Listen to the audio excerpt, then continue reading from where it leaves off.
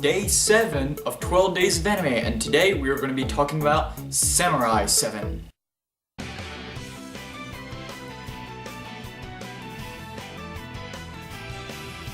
So this anime kind of takes from like how Steam Boy pretty much did, you know, go to a certain point in history but yet add a little change or difference to it.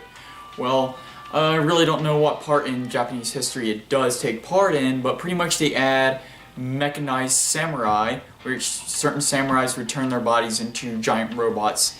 And there's been these wars that have been going on for a few years, and this village that, I forget the name of it, but this village is a rice village, okay? And they've been being attacked by these bandits, which are also mechanized robots and samurai or whatever.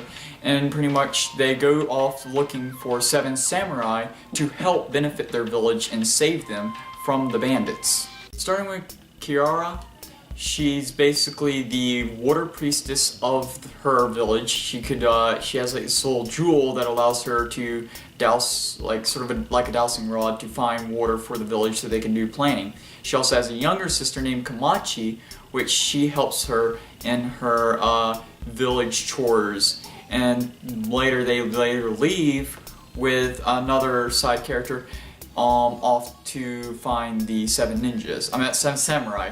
Pretty much for the 7 samurai that they find, this is going to be a little bit of a spoiler. I'm going to give off the names of the 7 samurai that they end up adopting into helping them towards saving their village. Which, starting off, would be Shimada, which he was pretty much the leader of the 7 samurai as they later go off gathering a samurai one by one. He is, I believe he's the 3rd samurai that they get to join the group. He did take part in the early wars that happened beforehand, but it really doesn't give much description of why these wars were happening. The next one would have to be, well, he's one of my favorite, but it's Kikuchio, and pretty much he mechanized himself to become better and to become a better samurai, to benefit people and to become more powerful. He's more of comedy relief towards this story, and he has like a cute little relationship with Kamachi. It's like kind of like I feel like it was more of a father figure type deal, but I mean, you'll see later in watching it that it kind of like they form a nice little bond.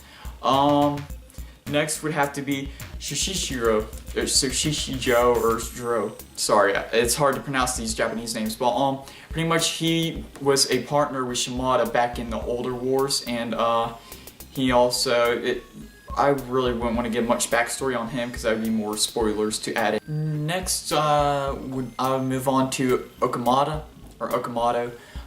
Pretty much he is a young boy who wants to be a samurai, so he joins in and later learns of the hardships of what it takes to become a samurai. Then you also have Kyozo. He is already a samurai. He has not really a grudge, but he wants to really fight Shimada. But I don't want to give any backstory towards his character because he's kind of interesting. Later you have Katayama.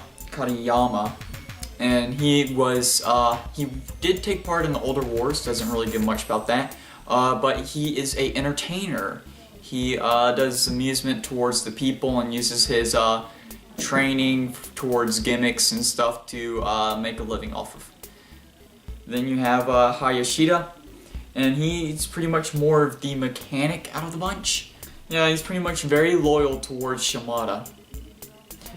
He doesn't really do much besides helping out and towards strategy-wise and giving more ideas towards weaponry to benefit the team. This is an older anime. I believe it'll be around 2004 or so. There is added CGI to it. It isn't all that great, I mean, but it's decent enough. The explosions, they use CGI towards the explosions also, and it kind of like, it fits in kind of neatly. I mean, it's like if you're a fan of like Appleseed or like Ghost in the Shell with the added CGI, you would actually enjoy it. But me, it really didn't bother me. I don't really find CGI added in animation very interesting much, but the animation also, it kind of like switches from style to style of like how Naruto does in like the Naruto Shippuden, where it'll go to that sort of different type of animation style for fight scenes to actual just walking scenes and talking scenes. Also same for Birdie the Mighty Decoder, did the same thing.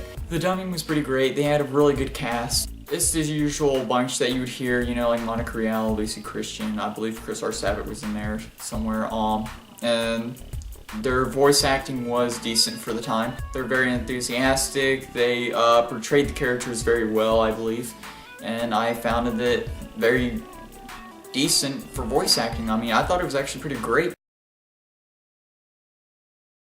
So I found this anime to be a beautiful anime, and I will give it a 10 out of 10.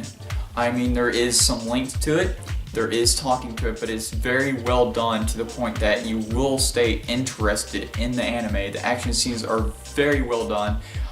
The characters are really well developed throughout. There's a lot of betrayal, love interests. There's pretty much everything that you want out of this anime that you'd find, well, that you would look for in an anime. I mean, to me, it reminded me of the good old days when animes used to be more towards story, plot, and characters and action rather than fan service, harems, and just slice of life and nothing really interesting happening. But I believe it was a great anime, and that is all.